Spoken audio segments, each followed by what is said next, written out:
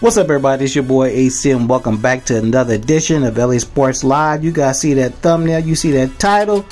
Well, before we get to that, as you guys come to the video, do me a favor, hit that like button. It really helps the channel out, as it's helping me get to where I want to be. And if you're new to the channel, go ahead and subscribe. And while you're at it, make sure you hit that notification bell so you'll be notified every day when we drop new videos here on YouTube. Now, let's address that thumbnail and that title. That's right, I said it. The Clippers are going to take several steps back this season. 40-32. 40-32 will be their record. And I'm going to tell you, I'm not just a Laker fan talking crap about the Clippers. This is just a feeling I have about the Clippers. Now, a lot of people are going to say, you a fool, you a hater. What the hell's wrong with you? They're hungry. They're going to be a bit mad about how the season ended for them last year. But let's be honest. How many improvements have the Clippers made? But just off season. But that's besides the point. One reason why I feel the way I do is Kawhi Leonard. Now, a lot of people had anointed him as the best player in the NBA, this, that, and the third, after his cream puff title in 2019 versus a bewildered and hurt Golden State Warriors. He was anointed, and we saw what happened as a result of that the next season with the Clippers. Kawhi Leonard, he's not the best player in the league. He's maybe top 5 or 6, but he's not the best player. And the problem I have with Kawhi right now is I question his commitment to the Clippers. He decided to come back home to play with the Clippers, but yet still he still lives in San Diego with his family. So what does that mean? Was that entails several helicopter flights back and forth between LA and San Diego weekly, and that was a source of distraction and a source of criticism last season. Now, you guys, Clipper fans, want to sweep it under the rug and say we got rid of that problem with Montrez, but Montrez could not have been the only person who had a problem with that, with him delaying flights and stuff because he was coming back and and delaying practices and stuff because he's coming back and forth from San Diego. So that's one of my reasons I feel that way. I feel Kawhi is doing what Kawhi wants to do. Load management, not practicing, not living, in close proximity to the team's headquarters, and then that's just my feeling about it. I don't think he's totally committed to the Clippers. Reason number 2. Well, you guys want to admit it or not, the loss of Sixth Man of the Year, Montrezl Harrell. Now, a lot of Clipper fans are saying that's good, that's great, we want to get rid of him. He was a source of problems. He's a one-dimensional player. He got used in the playoffs, blah, blah, blah. His playoff performance in the bubble was horrendous. Yes, it was. Yes, it was. But he has an excuse for how he performed in the playoffs. A good one. Kawhi and PG don't. They're established veterans. Montrezl is still a very relatively young player.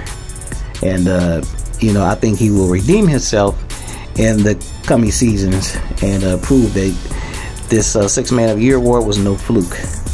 And the stupid move about it for the Clippers to me is you lost the Sixth Man of the Year in return for nothing. So, that's just another reason why I feel the Clippers will fall back. Number 3, the lack of sufficient leadership. Now, we know Kawhi is a player that prefers to lead by example. PG is not a leader.